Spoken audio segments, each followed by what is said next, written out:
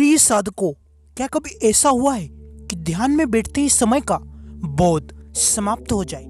क्या कभी ऐसा हुआ है कि भीतर ऐसी शांति उतर आए जिसे शब्दों में व्यक्त करना कठिन हो? क्या कभी ऐसा लगा कि वर्षों से जिस सत्य की खोज कर रहे थे वह आपके बहुत निकट आ चुका है? यदि ऐसा हुआ है तो इस वाणी को अंत तक अवश्य सुनिए। पंडित श्री राम शर्मा जी कहते हैं, साधना केवल आंखें बंद करने का नाम नहीं, साधना वह अग्नि है जिसमें मनुष्य का अहंकार जलता है, वासनाएं गलती है और आत्मा का तेज प्रकट होता है। बहुत से साधक वर्षों तक जप करते हैं, ध्यान करते हैं, तप करते हैं, किंतु उन्हें समझ नहीं आता कि वे आगे बढ़ रहे हैं या फिर नहीं। यही सबसे बड़ा प्रश्न है, क्योंकि मार्ग दिखाई नहीं देता, केवल अनुभव होते हैं। पंडित श्री राम शर्मा आचार्य जी कहते हैं, जब साधना अपने पूर्णत्व के समीप पहुंचती है तो ईश्वर साधक को कुछ ऐसे संकेत देते हैं जिन्हें केवल अनुभवी साधक ही पहचान पाता है। साधकों, आज मैं तुम्हें ऐसे ही 7 संकेत बताने जा रहा हूं, परंतु सावधान, इन संकेतों की इच्छा मत करना, इनका अभिनय मत करना, इनका प्रदर्शन मत करना, क्योंकि जहां प्रदर्शन प्रारंभ हुआ वहीं साधना समाप्त हो जाती है। आओ अब उन 7 दिव्य संकेतों को समझते हैं। अनेक साधक वर्षों तक बैठते हैं, कभी मन भागता है, कभी आलस्य आता है, कभी संदेह घेर लेता है, कभी लगता है कि भगवान सुन ही नहीं रहे, कभी लगता है कि इतने वर्षों की साधना व्यर्थ चली गई। ऐसे में पंडित श्री राम शर्मा आचार्य जी कहते हैं, साधना का सबसे कठिन समय वही होता है जब फल दिखाई नहीं देता। जैसे किसान बीज बोने के बाद प्रतिदिन मिट्टी खोदकर नहीं देखता कि बीज अंकुरित हुआ या फिर नहीं, वह धैर्य रखता है। उसी प्रकार साधक को भी धैर्य रखना चाहिए। प्राचीन ऋषियों ने वर्षों तक हिमालय की गुफाओं में तप किया। महर्षि विश्वामित्र ने असंख्य बाधाएं झेली। महर्षि वाल्मीकि जी ने अनगिनत वर्षों तक नाम स्मरण किया, तब जाकर आत्मज्योति प्रकट हुई। साधकों, यदि तुम भी कभी ध्यान में बैठते बैठते रो पड़े हो, यदि कभी लगा है कि भगवान दूर है, यदि कभी मन ने कहा कि अब साधना छोड़ दो, तो सुनो, तुम अकेले नहीं हो। हर ऋषि ने यह पीड़ा सही है, हर तपस्वी ने यह अग्नि पार की है।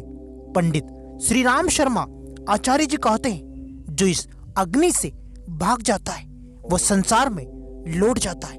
जो इस अग्नि को स्वीकार कर लेता है वही ऋषि बनता है। साधकों, अब उन 7 संकेतों को समझते हैं।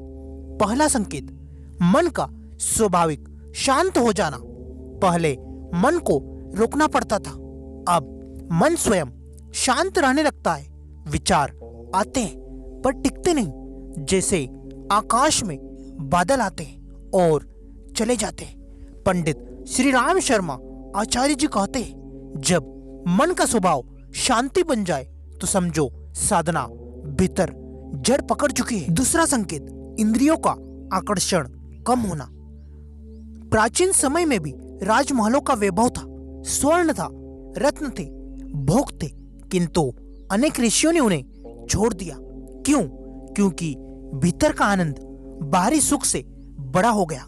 यदि तुम्हें भी बाहरी आकर्षण फीके लगने लगे तो यह शुभ संकेत है। पंडित श्री राम शर्मा आचार्य जी कहते हैं, जब भीतर का रस मिल जाता है तब बाहर का रस स्वतः छूट जाता है। तीसरा संकेत, करुणा का समुद्र उमड़ना। अब तुम केवल अपने लिए नहीं जीते, हर प्राणी का दुख अपना लगता है। चींटी भी पीड़ा में दिखाई दे तो मन द्रवित हो उठता है। यही ऋषियों का हृदय था। महर्षि दधीची ने भी अपने शरीर तक का त्याग लोक कल्याण के लिए किया था। पंडित श्री राम शर्मा आचार्य जी कहते हैं, करुणा ही साधना का सबसे बड़ा आभूषण है। चौथा संकेत, क्रोध का क्षीण होना। पहले छोटी बात पर क्रोध आता था। अब अपमान भी मन को अधिक देर तक विचलित नहीं करता। राजा जनक को अनेक बार परखा गया, पर वे अड़िग रहे। यही ध्यान की शक्ति थी। पंडित श्री राम शर्मा आचार्य जी कहते हैं, जिसने अपने क्रोध को जीत लिया उसने आधा संसार ऐसे ही जीत लिया। पांचवा संकेत, ईश्वर पर अटूट विश्वास। अब परिस्थितियां कैसी भी हो, मन कहता है जो हो रहा है ईश्वर की इच्छा से हो रहा है। प्रहलाद ने विपत्ति में भी विश्वास नहीं छोड़ा। ध्रुव ने कठिन तप में भी धैर्य नहीं छोड़ा, इसलिए उन्हें परम पद प्राप्त हुआ। पंडित श्री राम शर्मा आचार्य जी कहते हैं, विश्वास ही साधना की नौका है। छठा संकेत, भीतर प्रकाश का अनुभव। यह बाहरी आंखों से दिखाई देने वाला प्रकाश नहीं है, यह चेतना का प्रकाश है। पंडित श्री राम शर्मा आचार्य जी कहते हैं, ध्यान में कभी ऐसा अनुभव होता है कि भीतर दीपक जल उठा।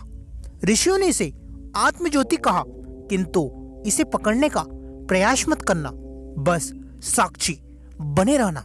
पंडित श्री राम शर्मा आचार्य जी कहते हैं, अनुभव को पकड़ना नहीं बल्कि अनुभव से ऊपर उठना ही साधना है। सातवां संकेत, स्वयं का लोभ।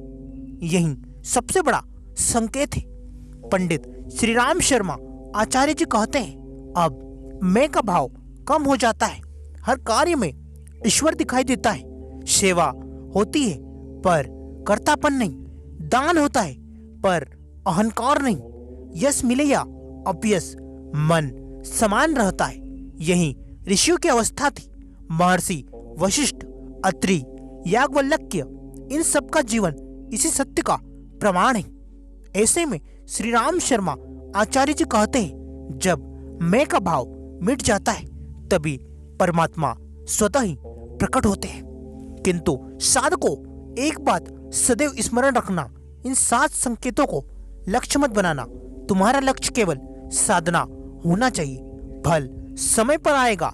बीज को खींचकर वृक्ष नहीं बनाया जा सकता, उसे ऋतु चाहिए, जल चाहिए, धैर्य चाहिए। उसी प्रकार साधना को भी समय चाहिए।